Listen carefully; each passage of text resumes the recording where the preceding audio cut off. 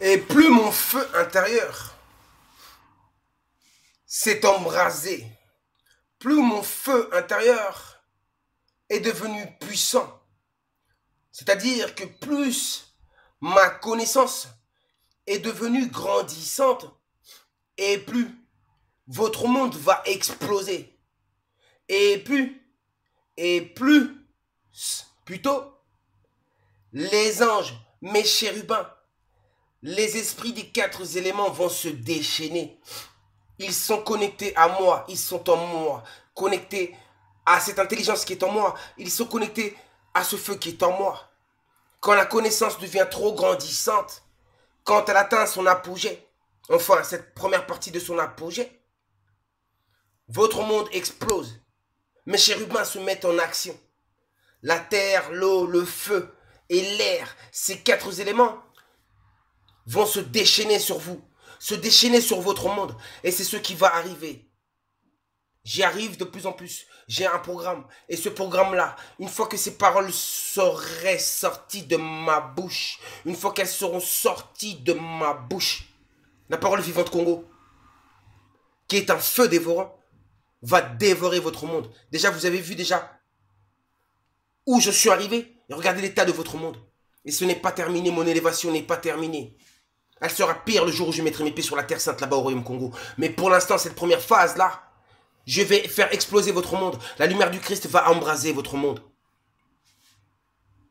Oui.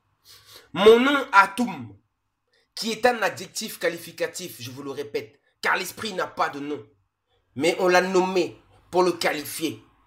Mon nom, Atum, signifie tout ou rien.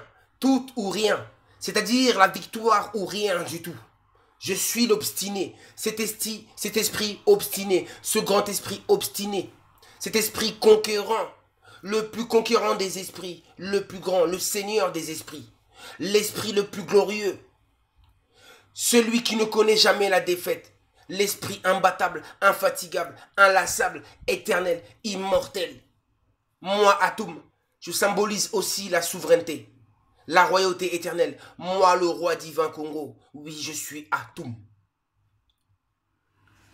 Qu'il en soit ainsi, pour des siècles et des siècles. Ingeta, Ingeta, Ingeta. Ibobo, Ibobo, Ibobo. La puissance de cette parole vivante, elle vit comme moi, ce Dieu qui vit. Les 7 dieux primordiaux, créés par moi, le Dieu tout-puissant, Atum. Oui, Mpungutulendu, Kalunga. Les 7 dieux primordiaux qui représentent 7 adjectifs qualificatifs qui me qualifient et tout simplement qui me décrivent. 7 noms sacrés, 7 grands esprits, retenez ça. 7 consciences cosmiques, célestes. 7 grands esprits qui m'habitent. 7 grands esprits. Voici donc la liste de ces noms, la définition de ces noms ou de ces adjectifs qualificatifs qui me qualifient, car la vérité se trouve cachée derrière les mots. Je vous l'ai assez déjà démontré. Premièrement, 1. Chou, ma première créature céleste. Oui, mon premier enfant. Chou, que j'ai sorti de mes pensées, de mon esprit puissant. Chou, l'air, le vent, tempête, tornade, cyclone. J'ai fait apparaître l'air. Et ensuite, au-dessus, je planais au-dessus des eaux. Oui, des eaux primordiales. Je planais. Et ensuite, l'air que j'ai créé a sorti des eaux primordiales l'humidité, que l'on nomme Tefnout. Tefnout. Tefnout. Tefnout, l'eau, l'ange de l'eau, le déluge. Le premier ange de l'air, Chou. Le deuxième ange de l'air, non, le deuxième ange de l'air, non, le deuxième ange de l'eau, Massa. Tefnout. L'ange de l'air qui se nomme Mpembe. L'ange de l'eau qui se nomme Massa. Le déluge. Le déluge viendra de cet ange-là, de mon ange puissant, mon chérubin puissant, mes 4 chérubins puissants. Je vous ai cité les 2 premiers. Ensuite vient mon troisième chérubin impuissant. Oui, mes serviteurs fidèles de toujours. L'esprit du feu, l'ange du feu, Moto ou encore Tia. Nout, il se nomme Nout.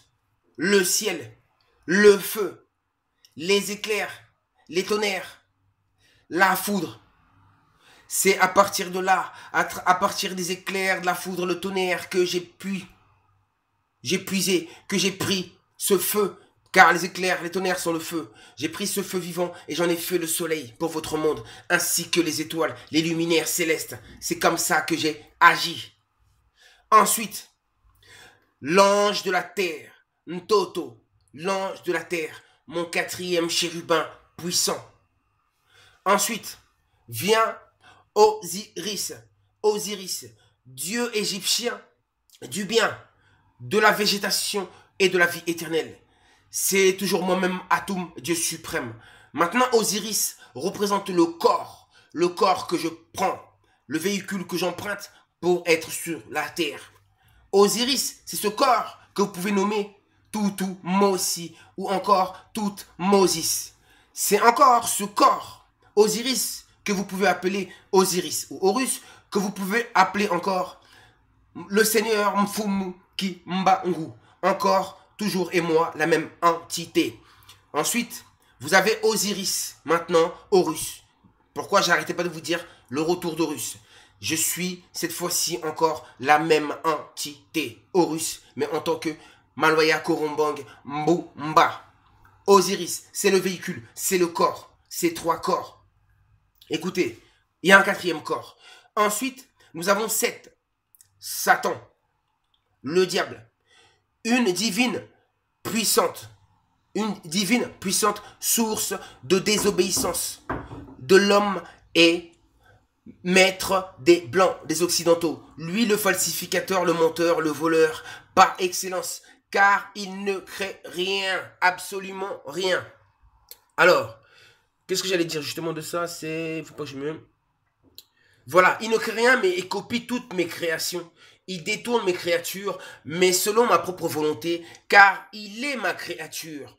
Il est ma créature céleste ténébreuse. Il est un esprit sorti de mes pensées divins célestes et créatrices. Je l'ai créé et placé en chacun de vous pour vous tester, pour tester à chaque instant la foi de mes créatures, les hommes et les femmes, possédant tous en eux mon esprit. Et cet esprit-là, mes pensées divines que mon serviteur Satan a pour but d'essayer de transformer ces pensées divines en vous, mes pensées, en pensées confuses et diaboliques, à son image de falsificateur, de menteur. Il est à mon service, oui, Satan Lucifer, moi le créateur de toutes choses, n'oubliez pas. Il est à mon service dans le ciel et sur la terre pour vous tester, vous pervertir. Et au ciel, dans le monde invisible, pour être le gardien de l'enfer et du désert invisible, de châtiment. Le prince des mauvaises âmes. C'est pourquoi je l'ai créé. La lumière comme la ténèbre au féminin m'appartiennent tous les deux. Pour vous montrer qu'au final, c'est toujours la lumière qui prend le dessus. Et jamais le contraire. Moi, le Dieu de la dualité, celle des forces opposées. Pour que le monde, les hommes et les femmes le comprennent enfin. Une leçon universelle du bien et du mal, grâce à l'existence de mon serviteur, Seti, Satan, le diable, lui qui est et était depuis toujours l'allié, le chef de Rome, de Vatican et de la papauté. C'est lui qui les a poussés à voler, à traquer et à vouloir détruire la race noire, mais surtout mon peuple élu, les Congolais. C'est lui qui a perverti votre monde, cet esprit. Oui, qui a détruit, perverti mon peuple élu, les Congolais, le royaume Congo, l'Afrique centrale, où demeure mon esprit.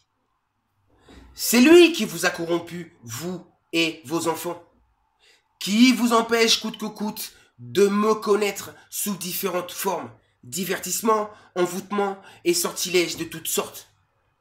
Divertissement, divertissement, je le répète.